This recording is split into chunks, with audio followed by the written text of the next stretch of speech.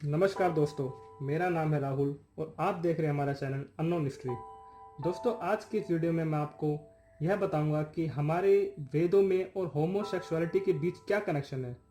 दोस्तों, हम जब भी होमोसेक्सुअलिटी या हम कहें समलैंगिकता की बात करते हैं तो लोग हमें या तो शक की नज़रों से देखते हैं या मुंह बनाने लगते हैं। हमारे देश में समलैंगिकता के बारे में कोई भी खुलकर बात नहीं करता। समाज इस तथ्य को भले ही सहजता से स्वीकार ना करे, लेकिन समलैंगिक संबंधों के प्रमाण तो हमारे इतिहास में ही मिलते हैं। जब पौराणिक दौर में इस तरह के संबंध मान्य थे, तो आज हम इस बारे में बात करने से क्यों कतराते हैं।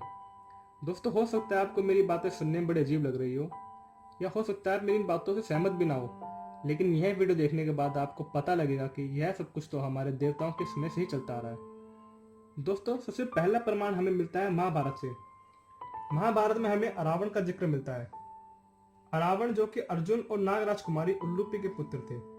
यह कहानी शुरू होती है अर्जुन के 1 वर्ष के पश्चाताप के दौरान, जब उन्हें नागलोक की राजकुमारी उल्लूपी से प्रेम हो जाता है और वह उससे शादी कर लेते हैं, जिससे उन्हें पुत्र की प्राप्ति होती है जिसका नाम अरावण होता है।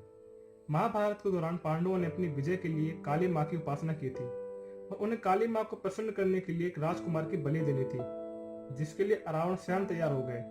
लेकिन उन्होंने इसके लिए एक शर्त रखी कि वह अविवाहित नहीं मरना चाहते। कोई तो हो जो उनके मरने के बाद विलाप करे, रोए, लेकिन कोई राजा अपनी पुत्री का विवाह अरावण से नहीं करना चाहता था, क्योंकि सभी जानते थे कि उनकी पुत्री एक दिन बाद ही विधवा हो जाएगी। तब जाकर भगवान श्री कृष्ण ने एक औरत का रूप धारण किया और अरावण से एक दिन के लिए शादी की और अगले दिन उनकी मृत्यु के पश्चात पूरा दिन विलाप किया, शोक मनाया। तो अगर देखा जाए तो श्री कृष्ण भगवान एक पुरुष थे और उन्होंने औरत का रूप धारण किया, तो यह एक प्रकार से समलैंगिकता ही हुई।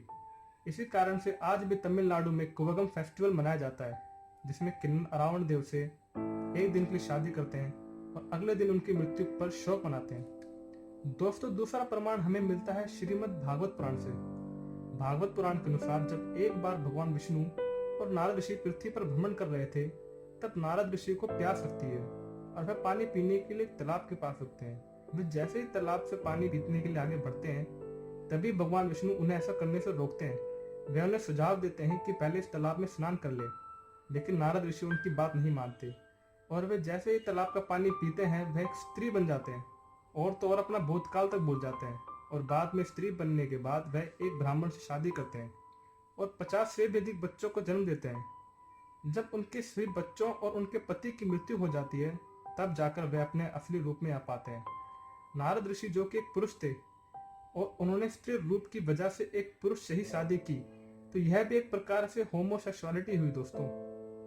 और तीसरा जिक्र हमें मिलता है काम शास्त्र से, जो कि भारत का एक प्राचीन ग्रंथ है, जिसकी रचना ऋषि वात्स्यायन ने 3वीं शताब्दी में की थी।